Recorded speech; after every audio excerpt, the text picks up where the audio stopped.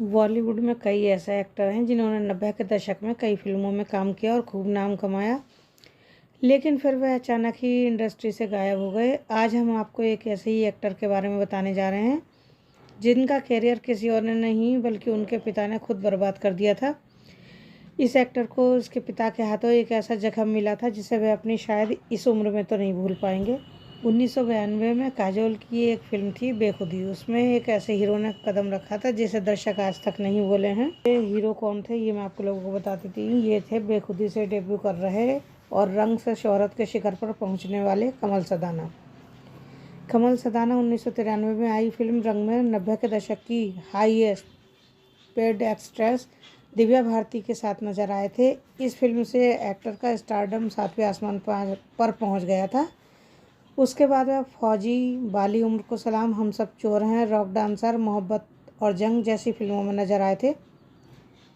Sadana film maker Brij Sadana और actress Saeeda Khan के बेटे हैं। 60 और 70 के दशक की मशहूर हीरोइन रही सईदा खान और ब्रिज सदाना के 2 बच्चे, एक बेटा और एक बेटी थी।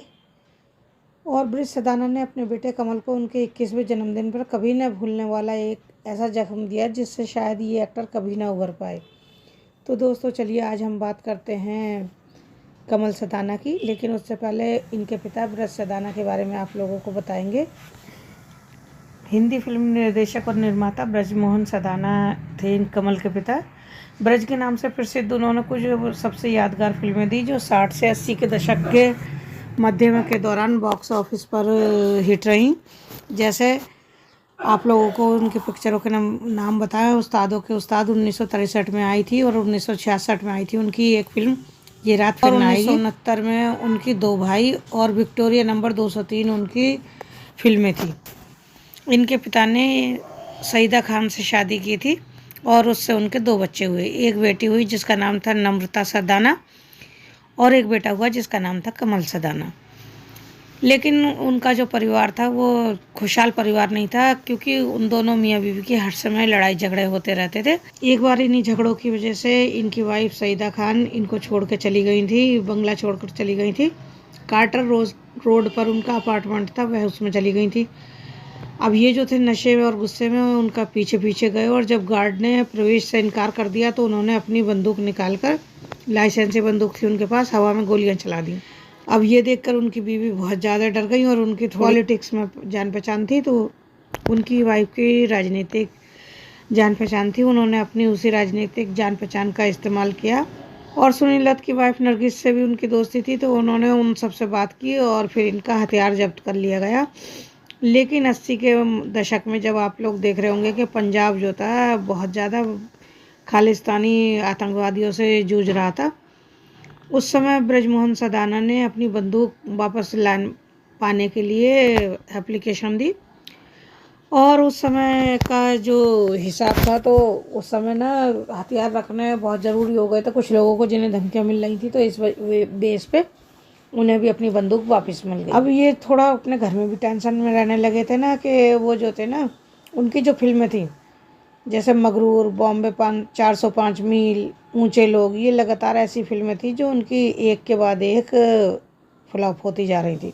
बांद्रा स्थित अपने बंगले में रहते थे और इन दोनों के झगड़े बहुत ज़्यादा आम हो गए थे और ज़्यादातर झगड़े किसी तीसरे थर्ड पर्सन को लेकर होते थे और इनके साथ झगड़े जो थे बद से बदतर होते जा रहे थे। और कहा जाता है कि उनकी बेटी नम्रता जो है इस झगड़े की एक मेन वजह थी। हुआ क्या कि नम्रता ने कहा कि वह अपने से दूसरी जाति के व्यक्ति के साथ शादी करेंगी और उसका धर्म भी अलग था, लेकिन कमल सदाना के पिता ब्रजमोहन सदाना को यह मंजूर नहीं था। उन्होंने मना कर दिया, लेकिन नम्रता ने कहा कि वह शादी उसी से करेंगी जिससे वह प्यार करती हूँ। अब उससे इनका ब्रजमोहन सदाना का बहुत ज़्यादा तनाव बढ़ गया। तो ये बात है उस दिन की जिस दिन उनके बेटे का 20वां जन्मदिन था। उनकी पत्नी और उनके बीच सवेरे को झगड़ा हुआ। रोज़ रोज़ की कलह देख रहा उनका बेटा जो था ना कमल सदाना, वो अपनी बर्थडे पार्टी करने के लिए घर से बाहर निकल गया और रात के करीब आधी रात को ना 12-1 बजे के करीब वो जब घर लौटा और अपने दोस्तों के साथ अपने कमरे में गया, तभी उसने दूसरे कमरे से गोलियों की आवाज़ें सुनी और उसके दोस्त और वो सब भागे। गोलियों की आवाज़ सुनकर ना जब उन्होंने जाकर देखा तो बराबर वाले कमरे में से आवाज़ आ रही थी और ब्रज सदाना ने पहले से ही अपनी बेटी नम्रता और अपनी पत्नी सईदा को गोली मार दी थी।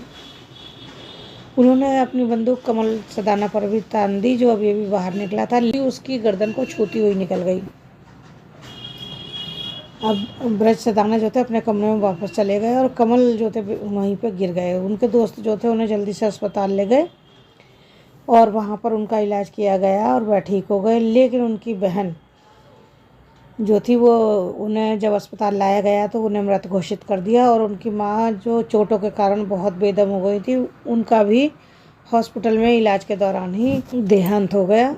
उनकी भी डेथ हो गई और वो भी ख़त्म हो गई। अब ब्रजमोहन सदाना जो थे वो बहुत दारू पिए हुए थे, शराब पिए हुए थे। उन्होंने क्या किया कि अपने कमरे में खुद को भी गोली मार ली। और जो इन्होंने फिल्में बनाई थी, आप लोगों को अगर मैं बताऊं, बात करें हम लोग तो, कि इनकी ज़्यादातर फिल्में रोमांटिक थ्रिलर थीं और इस तरह वह कमल सदाना को अकेला कर गए। सदाना का भी शादीशुदा जीवन कोई खास खुशहाल नहीं रहा। 21 साल तक शादी करने के बाद 2021 में इनका अपनी वाइफ से तलाक हो गया।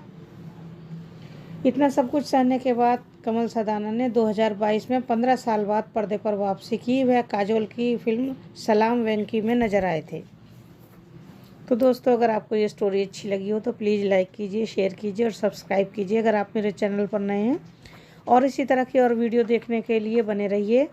चलिए मिलते हैं आपसे अगली वीडियो में, तब तक के लिए नमस्कार।